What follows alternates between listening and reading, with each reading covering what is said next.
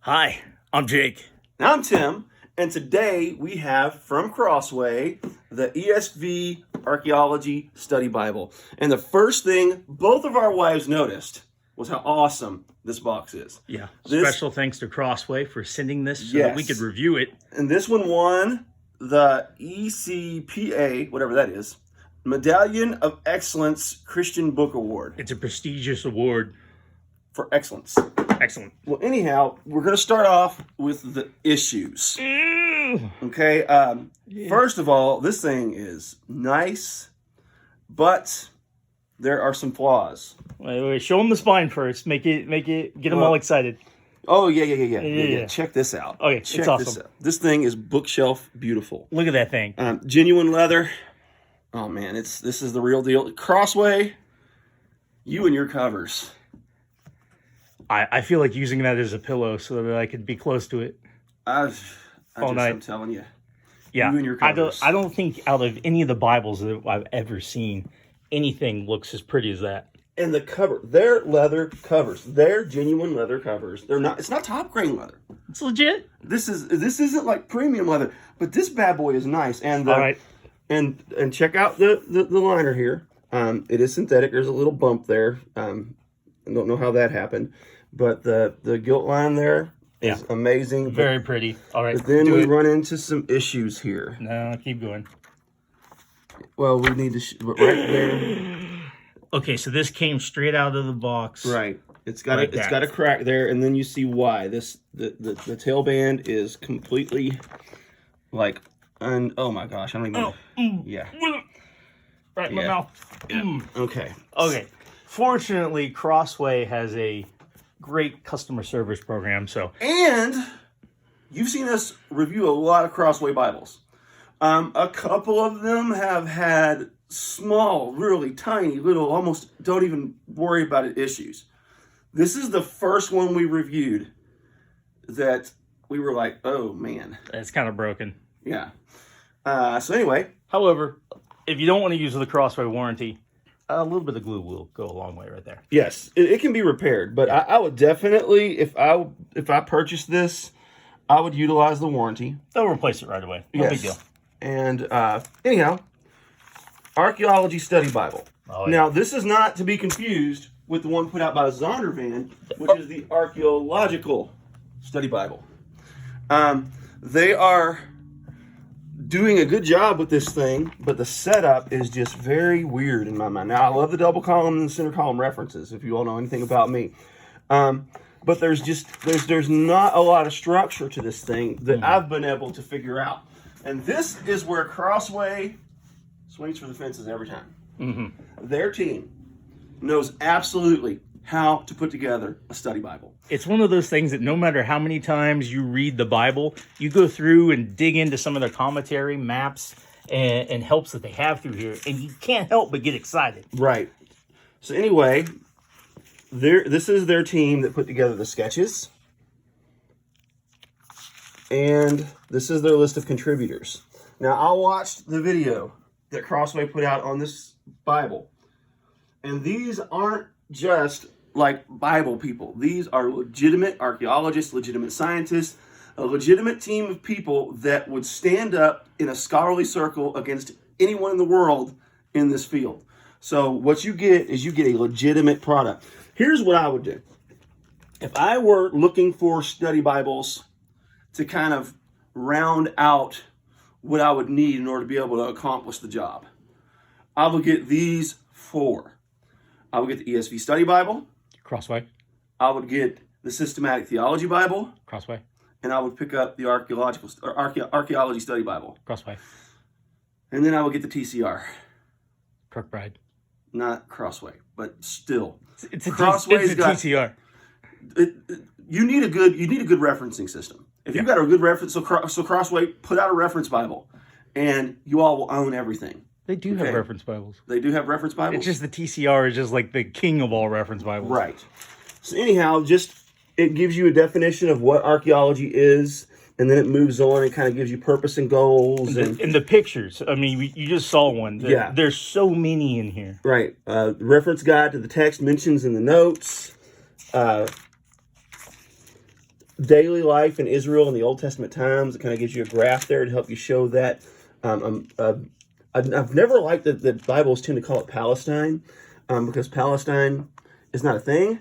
However, it is a region referenced by our modern media. Yes. And I understand why they do it. So anyway, it moves into the Old Testament. One thing I like about this, okay, is every study Bible kind of has a set of goals that it wants to accomplish in order to help you learn whatever it is they want you to learn. And this one, they want you to learn about the archaeological aspects of the Bible. So one thing this Bible does that I think is super cool is it puts you in the time that these people lived. You're going to see pottery and technology and different things throughout. So it's almost like you're getting in a time capsule, and through pictures, you're getting to see what life was like. So it's like you're getting a completely different angle than you would normally get in just reading, to where you're actually seeing what they, number one, where they lived. Obviously in the early parts, you're not going to find a lot of pictures of stuff because... And this is one thing that we found it's just a concept that runs through the entire Bible. If you can't put yourselves in the shoes of the people that are being spoken about, the people that are being written about, if you can't really get to a place where you understand how they're thinking, then you're going to miss out a lot. Yes, and that's where this thing is really cool. And like, for example, the Tower of Babel. How many times in a little kid's Bible have you seen this little tower that looks like the Leaning Tower of Pisa or something? Yeah, little dinky pinnacle. Right, so this is a ziggurat, and what they would do is they would stack one on top of another. This was just a shorter one, and they wanted to build this thing to reach heaven. So this kind of gives you an example of what it was like, what buildings were like during Genesis chapter 11, and why it was so significant. They wanted to build theirs larger and larger and larger. Maps, artifacts, texts. Like, they didn't have paper. They just chiseled stuff out on rock because they were men. Now, I don't remember seeing this. A mud brick gate. So, there you go. Welcome home to my mud house. Anyhow, the Amarna letters, different ruins. This is called the ruins of Basra. I haven't had a lot of time to really dig into this. I just kind of went through it. Egyptian soapstone, scarab seal. Well, since we're here now, what you will notice about this particular Bible, and this is very common in what you'll see in Crossway study Bibles, is super important. These are double column. Yes. Yeah, double column. So you get references right in the middle that run through the middle of the page right here. This is my second favorite referencing system. It's nice. Yeah, I don't like the corner references. I've kind of picked that bone to death. There's no meat left on it. Right. But these bottom references above the commentary. Now, one thing about this Bible that is really neat is what would normally be in the commentary is actually not a commentary, at least not what I have read of it. It is definitions. Like, what does it mean over the land of Egypt? Right. What does it mean? You're not getting some dude's opinion on Right. What was actually going on. You're getting fact. You're getting terms defined. Yeah. Sometimes it's a single word. Sometimes it's a group of words. And they tell you what... So this is like a Bible dictionary within a Bible. My hand is shaking. I'm so excited right now. So you have a Bible dictionary. You have a beefy cross-reference system. You have your double columns. You have pictures of ancient artifacts and explanations of what they are and where they fit in the biblical time scale. So you're getting a geography lesson. You're getting an archaeology lesson. You've got a lesson of what terms mean. And you also have a cross-referencing system. Yeah. Anyhow, just to avoid taking a big bunch of time, I'm going to go to some places I've highlighted. I mean, this thing, you can tell, just everywhere you turn, it's giving you pictures. Now, obviously, there's a road there. This is a modern picture. So this is showing you today what was going on right here in 1 Kings chapter 18. Well, yeah. You know what I mean. Big, now, this ribbon. This is really cool. Yeah, this ribbon is awesome. Heck. The Cyrus cylinder, which a lot of people have talked about, it has some little bits and pieces of Jewish history in there, which obviously King Cyrus was a big player in the rebuilding of the temple, in the rebuilding of the wall. So if there's some stuff mentioning these events, then it would verify that the scripture is true. We also have some papyrus scrolls and different things going on here. But anyhow, let me get to the stuff that I want to, so we're not making a 35-minute video.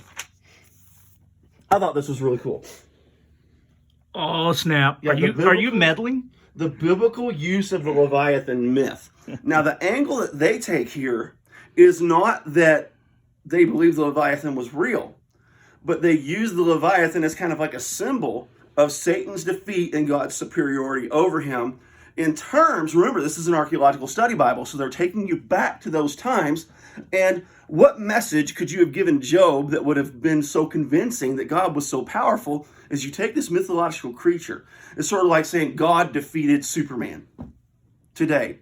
I know or who God Superman defeated is. Darth Vader. Oh, yeah. Today. Everybody we're not today. saying Darth Vader is real. Yeah. We're just expressing God's power over the most supreme thing we could imagine. That is an interesting angle. But 4,000 years from now, the reader of my story might not know that I didn't believe Superman. Do these idiots think that Superman and Darth Vader were real? Yeah. I still want the fire-breathing dragon to be a real thing.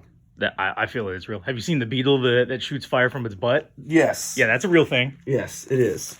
So it is at least possible. So, Crossway, thank you for bringing truth, but I see your truth and raise it one. I hope so. This is awesome.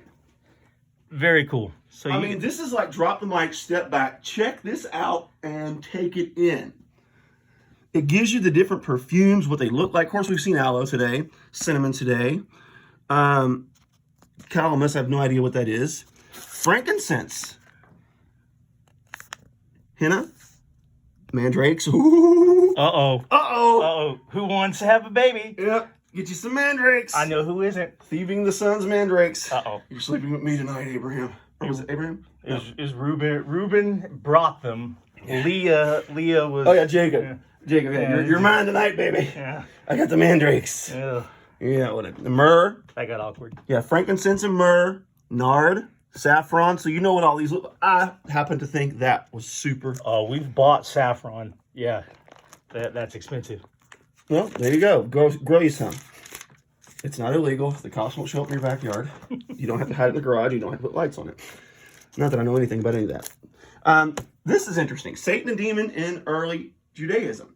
And it talks about how they use medallions and different things in order to try to ward off demons. And it's very interesting. And then that's what made Jesus such a polarizing figure. Because he didn't need the He medallions. didn't come in waving medallions and doing these incantations. He just said, Go. boom. And that thing was like, bye. Pretty trippy. Very. If you're a Jew. Then I just thought this was just like, wow. The Temple Mount in the time of Jesus. You've got the temple. So much detail. Now, this will be Herod's temple, obviously. This does have an image of the temple of Solomon.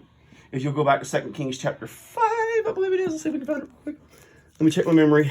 If I don't find it immediately, then you're just going to have to buy your own. Yeah, whereas Herod's temple, we have a really good idea of what it looked like because there's I'm wrong. bits and pieces. Oh, I'm wrong. Sorry. couldn't find it. Nope.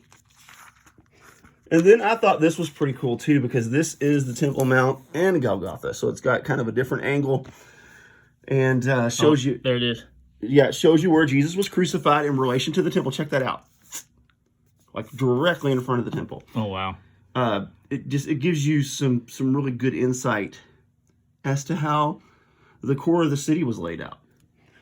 So this is in the Gospel of John. There's several awesome things in this Bible. Now, one of the things I want to point out, there we go. As you can tell, this isn't broke in. It gives you a nice meaty intro to what the city of Ephesus was like. It shows you a picture of the ruins. It's almost like it takes you back in time to the best of its ability. I've watched countless videos where people are actually teaching lessons from that exact same place. It's awesome. The ancient city of Philippi. So on your letters that have cities, it's going to give you the ruins. It's going to give you some ideas of what the city's like. And then, of course, at the end, you still have you got your bibliography, of course, which is your recommended readings. Index of the sidebars, which we've learned in previous study Bibles that they call them sidebars and not articles. Index of the maps, and then you have your abbreviations, your concordance, which is got a little bit of meat to it. We would recommend that you purchase the ESV concordance. Yeah, they got a big one. And the maps, which we really don't care about the maps. Maps are maps. I'm the map. I'm the map. In the Oh back, my gosh. Yeah. But anyhow, the problem, I'm still I'm determined. having PTSD from Dora the Explorer mornings. Yeah. I mean, there's just so much stuff in here that you could go on forever. Dig deep. So I said I wanted to keep this video 15 minutes. I feel I've accomplished that. Yeah, you went over a little bit. This archaeology, I keep wanting to call it archaeological. The Archaeology Study Bible with the beautiful spine. Oh man. Nice gilding, not bad on the gilding. Now this has weird paper, so it's hard to get the art gilding or the gilding to match. I always want to call it art gilding. Because the pages have so many different colors, so I don't believe that's on Crossway. I just believe that's just how it's going to be when you have multicolored pages. Anyhow, I dig it. I think it's cool. This is actually Jake's copy. I'm really thrilled for him to have it. And it's great translation, great cover, one flaw. Had we bought it, we would cash in on the warranty. And that's what we'd recommend you do. They will make it right. Guarantee it. Life is always sweeter when you start every day with a heaping helping. PT&J.